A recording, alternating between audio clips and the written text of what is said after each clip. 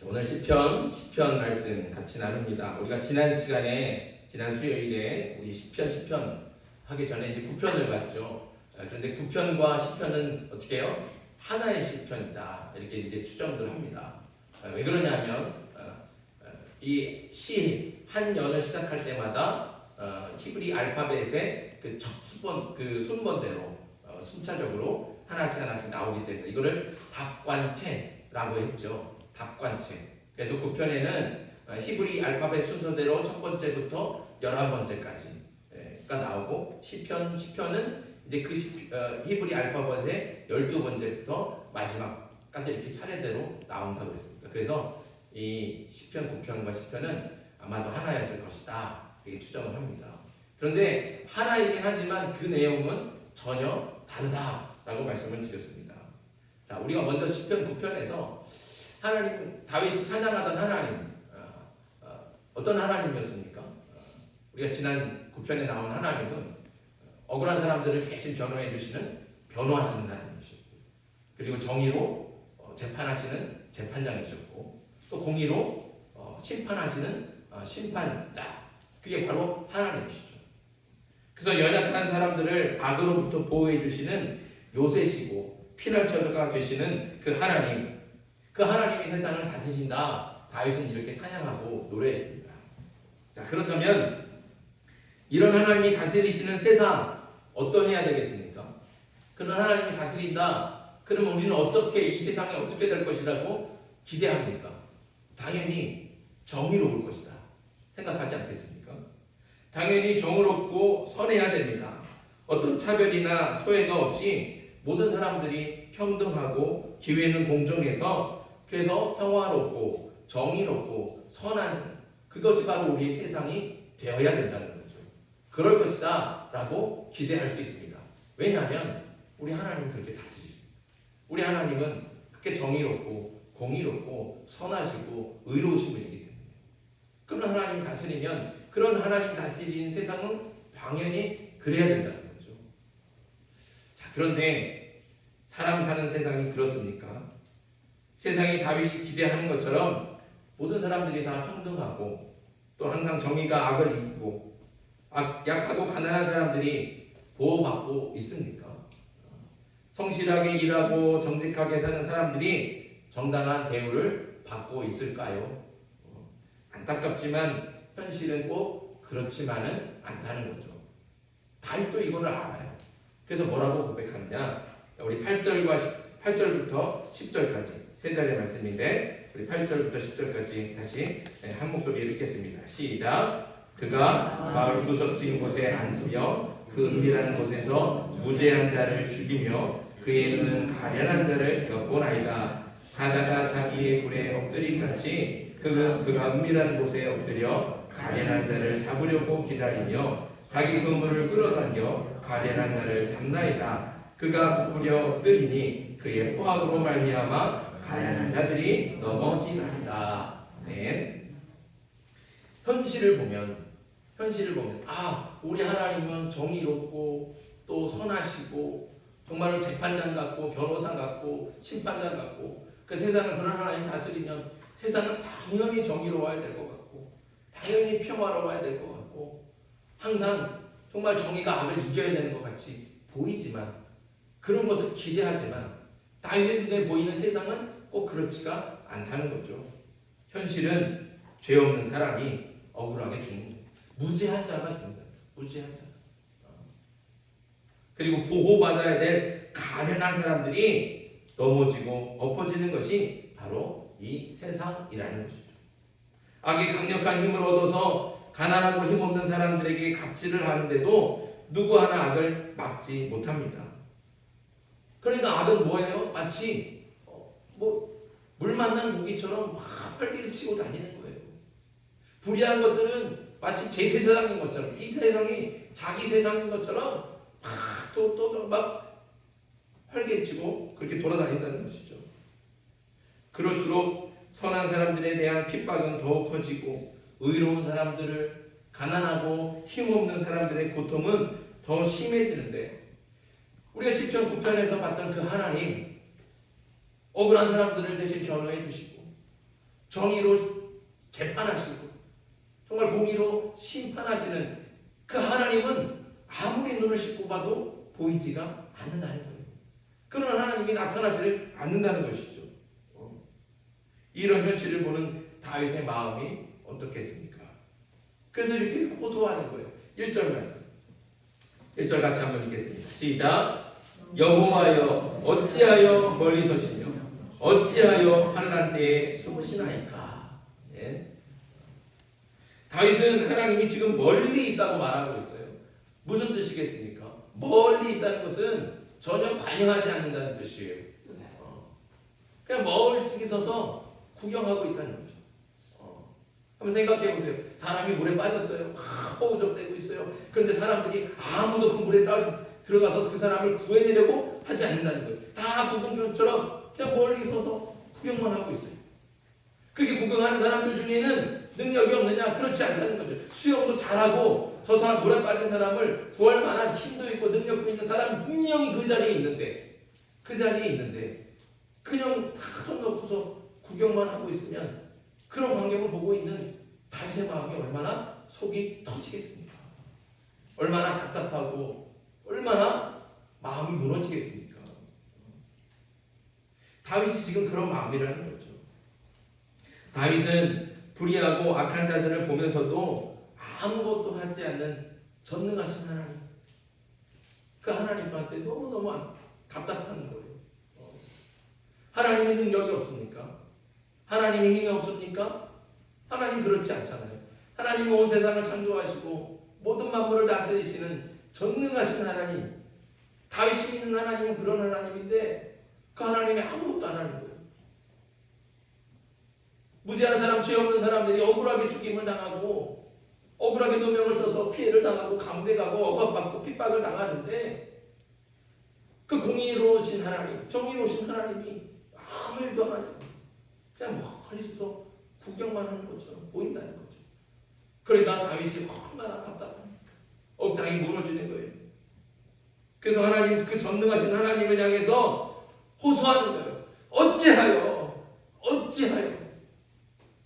어찌하여 구경하고만 계십니까? 어째서 숨어 계십니까? 이렇게 하나님을 향해서 호소하고 있는 거죠. 어찌하여 구경만 하십니까? 어째서 숨어만 계십니까? 이렇게 호소하는 다윗의 고백을 들으면서 여러분들도 우리들도 똑같이 느껴지지 않습니까? 여러분들 다윗의 마음, 그 답답한 마음이 느껴지지 않습니까? 그런데 더 답답한 일이 있어요.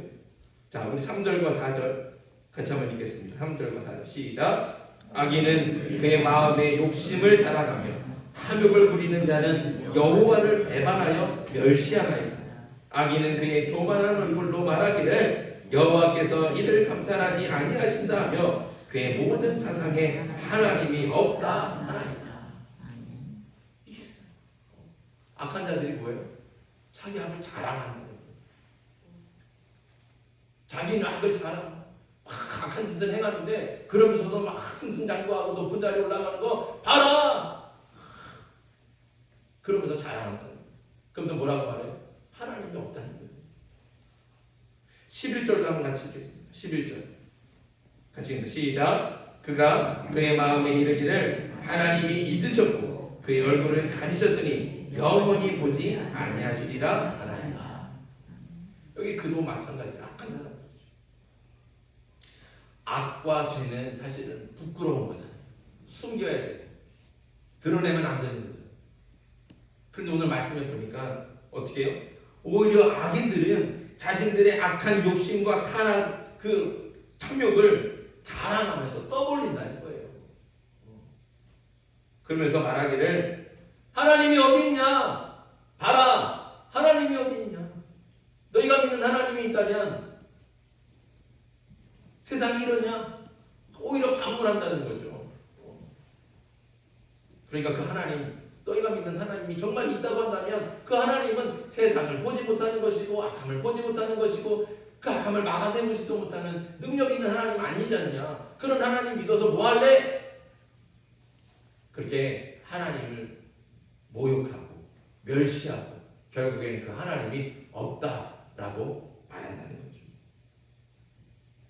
다윗이 답답한 것은 이 악한 사람들이 하나님을 이렇게 멸시하고 모욕하는데도 하나님께서는 왜 그런 소리를 그냥 듣고만 계시냐는 거예요. 세상이 이렇게 악한 것도 그것도 너무 답답한데 그 악한 사람들이 하나님을 이렇게 멸시하고 모욕하고 하나님이 없다 이렇게 말하는 대로 그런 소리를 듣고도 하나님이 가만히 계실 것 같다는 거예요. 그게 더 답답한 거예요. 하나님을 믿는 다윗도 하나님을 멸시하는 그 소리를 들을 때 막 속에서 화가 나고 막 우라통이 치밀어 오르는데 왜 정작 그 하나님은 그 모욕을 당하시고 멸시를 당하시면서도 왜 가만히 계실까? 왜 두고만 계실까? 왜 이 멸시를 받고 계시는 걸까? 그게 더 답답하다는 거예요. 그게 더 답답하다는 거예요.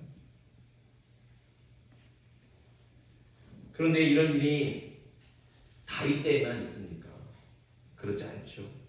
수천 년이 지난 지금도 똑같습니다. 그래서 더 놀라운 거예요. 2000년 전이나 지금 이 세상 문화가 발달하고 문명이 발달하고 세상이 좋아지긴 했지만 근본적인 세상이 달라진 게 별로 없어요. 달라진 게. 지금도 악한 사람들은 오히려 그 악한 사람들이 하나님마다 잘 돼요. 그리고 막 승승장구해서 높은 자리에 올라가고 더 많은 돈을 벌어서 부자가 되고 더 강력한 권력을 가지고 폭력을 막 일삼지해요. 그래도 누가 막는 사람이 없고 오히려 착하고 성실하게 사는 사람들은 그런 악한 사람들에게 억압과 핍박을 받아서 말할 수 없는 고통을 당하고 있어요. 여전히 그렇죠.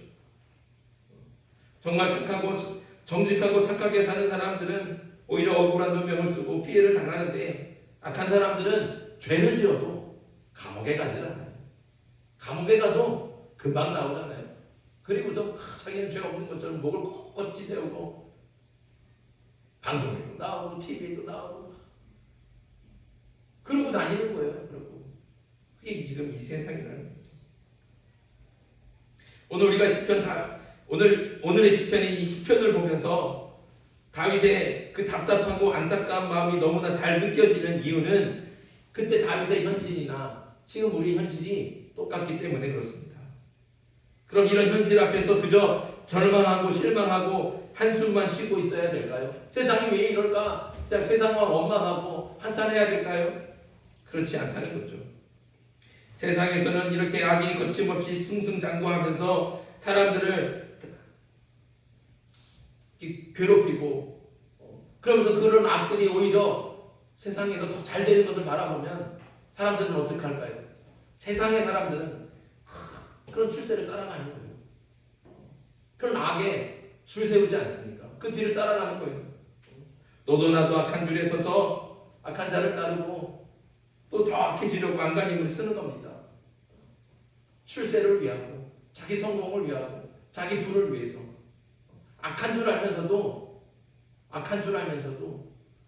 그 악한 줄에 서려고 그 악한 길을 따라가려고 그 줄을 붙잡으려고 안간 힘을 쓰는 게 오늘 이 세상 아닙니까? 그 세상 사람들이 그렇게 살아가는 거예요. 하지만 하나님을 믿는 신앙인이 악을 따라가서야 되겠습니까? 아무리 하나님께서 듣지 않는 것 같고 보시지 않는 것 같아도 결코 악에 속해서는 안 되는 겁니다. 우리는 그렇다는 거죠. 그런 결단이 바로 시편 1편 1절에 나와요. 자, 우리 한번 앞으로 가봅시다. 시편 1편 1절 우리가 다 알고 외우는 말씀이잖아요. 자, 시편 1편 1절 자, 함께 읽겠습니다. 시작. 복 있는 사람은 악인들의 꾀를 따르지 아니하며 죄인들의 길에 서지 아니하며 오만한 자들의 자리에 앉지 아니하고. 아멘. 이게 신앙인의 결단이라는 거예요. 아무리 출세와 성공이 보장이 되어 있고 억만금의 돈을 벌게 해준다고 해도 결국 악인의 길을 따르지 않는 거예요. 죄인들의 길에 서지 않는 거예요. 오만한 자들과 함께 가지 않는다는 거죠. 다윗은 이렇게 하겠다는 거예요. 이렇게 살겠다는 거예요. 굳게 결단하는 거예요. 세상 사람들은 돈 많이 벌고 출세하고 높은 자리에 올라가고 이게 복이라고 생각하는 거예요. 이 복을 얻기 위해서는 때로는 주인들과 같이 가야 되고 악한 사람들과 같이 도모도 해야 되고 그 사람들이 가는 길에 쫓아가야 되고 그 사람들과 같이 앉아서 얘기해야 되고 그렇게 살아가는 거예요. 그런데 다윗은 뭐예요? 거기에 복이 아니에요. 그게 복이 아니에요. 그러니까 나는 다윗은 세상 사람들이 가는 그 길로 가지 않고 그래서 죄인들과 같이 그 길에 서지 않고 오만한 자들과 함께 앉지 않겠다는 겁니다. 그 악한 사람들의 꾀를 따르지 않는다는 거죠. 비록 내가 그 악한 사람들을 따르지 않고 죄인들과 같이 서지 않고 오만한 자리에 같이 앉지 않아서 때로는 손해를 보고 때로는 피해를 당하고 왜 너만 그렇게 잘났느냐 사람들이 비난하고 멸시를 해도 오직 나는 하나님을 믿으니까 하나님을 따르겠습니다. 하나님께서 말씀하시는 그 선하고 의로운 길을 쫓아가겠습니다. 비록 그 길이 좁고 험해도 나는 주님과 함께 그 길을 가겠습니다. 그렇게 결단하는 거죠. 그렇게 굳게 결심하고 살아가는 거예요. 이것이 오늘 우리의 결단과 선포가 되어야 될 줄 믿습니다. 우리도 다윗과 같이 선언하는 거예요. 나는 출세를 위해서, 성공을 위해서, 돈을 더 많이 벌기 위해서 사람이 때로는 약해져야지. 때로는 조금 거짓말도 할 수 있어야 되고 때로는 조금 타협도 해야지.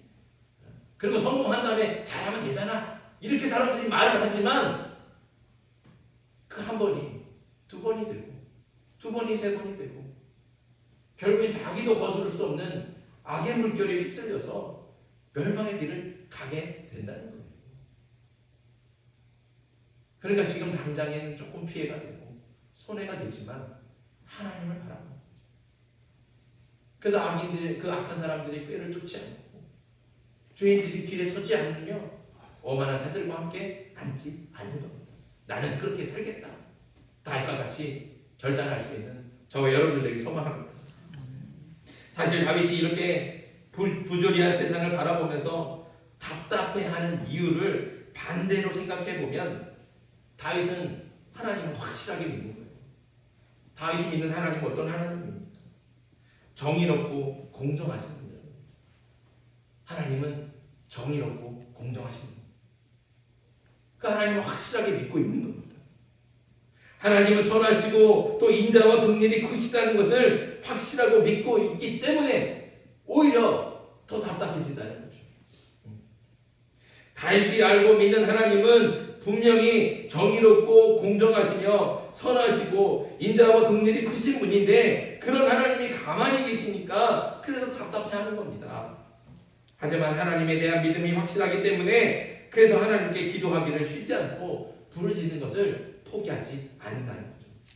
12절 말씀 보십시오. 12절 같이 읽습니다. 시작. 여호와여 일어나옵소서.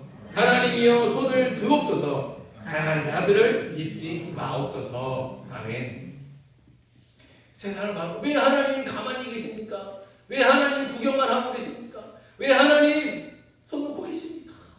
한탄하면서 하나님 원망하면서 에이 나도 이렇게 살아봐야 계속 손해만 보고 피해만 당하고 출세 못하니까 그냥 저 사람들처럼 살자. 그게 가는 게 아니라는 거예요. 그런 이런 세상, 이런 부조리한 세상, 하나님이 숨어 계시고 아무것도 안 하는 것 같지만 그러나 다윗은 그 하나님을 향한 믿음이 흔들리잖아요. 그래서 하나님께 부르짖는 거예요. 하나님께 호소하는 거예요. 하나님께 외치는 거예요. 여호와여 일어나옵소서. 간절한 마음을 가지고 하나님을 다시 붙들고 기도하는 겁니다. 이 약한 세상에 그래도 소망이 있다면 그 소망은 오직 선하고 의로우신 하나님께 있음을 믿습니다. 세상에 돈이 희망이 되지 않아요. 힘이 희망이 되지 않고 권력이 희망이 되지 않아요. 오직 우리의 소망은, 우리의 희망은 선하고 의로우신 하나님께 있습니다. 이것을 결코 잊지 마시길 바랍니다. 하나님은 정의롭고 공정하시며 선하시고 인자와 긍휼이 크신 분이라는 것, 그 하나님을 믿으시기 바랍니다. 그러니 세상의 유혹에 넘어가서 악한 자들과 같이 하나님이 없다고 의심하거나 착각하지 마십시오. 하나님은 살아계십니다. 분명히 살아계십니다. 그리고 언제나 우리와 함께 하십니다. 우리가 고통당할 때도, 억울한 피해를 당할 때도, 억압과 핍박을 당할 때도 하나님 그냥 멀찍이 서서 구경하는 게 아니라 우리와 함께 고통을 당하시고 우리와 함께 핍박을 당하시는 거예요.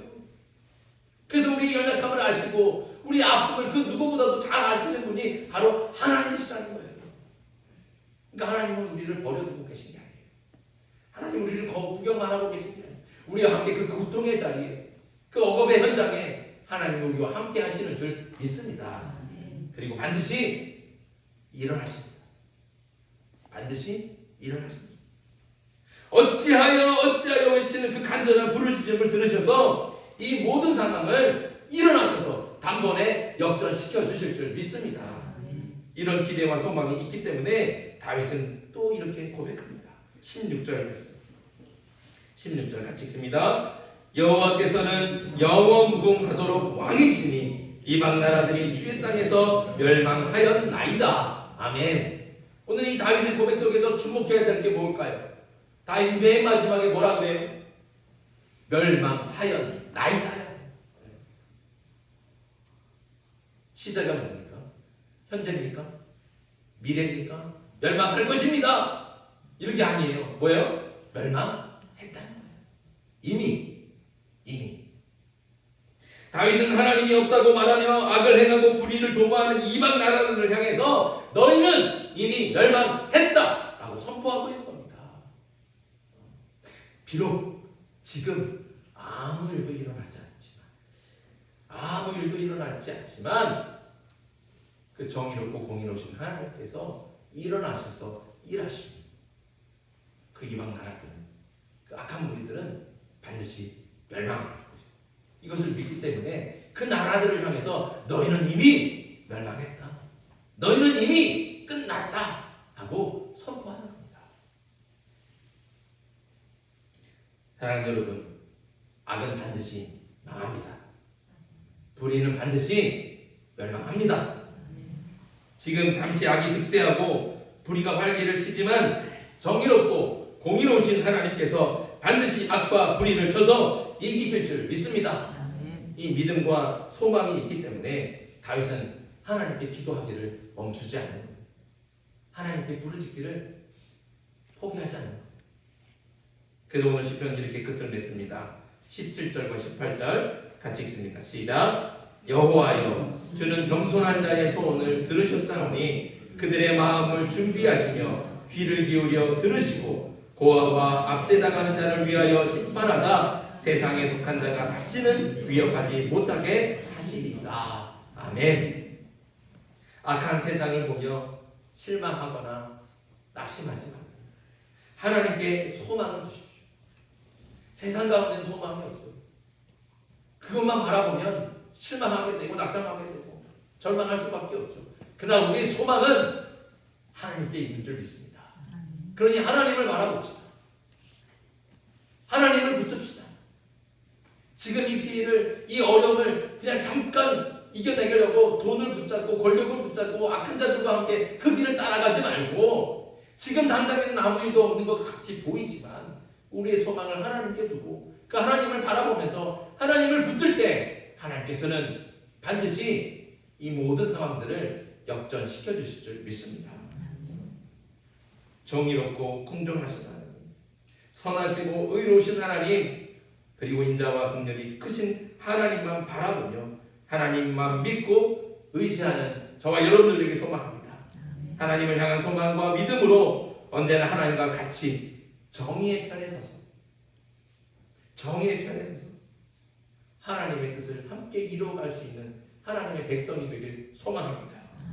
억압과 핍박과 유혹에도 굴복하지 않고 항상 하나님 편에 서서 정의와 공의를 행하는 저와 여러분들에게 소망합니다. 그리고 다윗처럼 끝까지 하나님께 기도하기를 멈추지 않고 하나님의 이름을 외치며 부르짖기를 포기하지 않는 저와 여러분들이 되게 주님의 이름으로 축복합니다. 오늘 우리에게 주신 말씀 기억하면서 함께 기도할게. 먼저 한번 찬양합시다. 우리 이제 역전되리라 한번 불러보셨죠? 네, 다 불러보셔서 기억하실 거라고 생각이 됩니다. 이제 역전되리라. 우리가 말씀을 기억하고 이 찬양의 가사처럼 정말 포기하지 않고 반드시 이루실 하나님의 역사를 기대하면서 기도하기를 멈추지 않는 저와 여러분들에게 소망합니다. 찬양하겠습니다.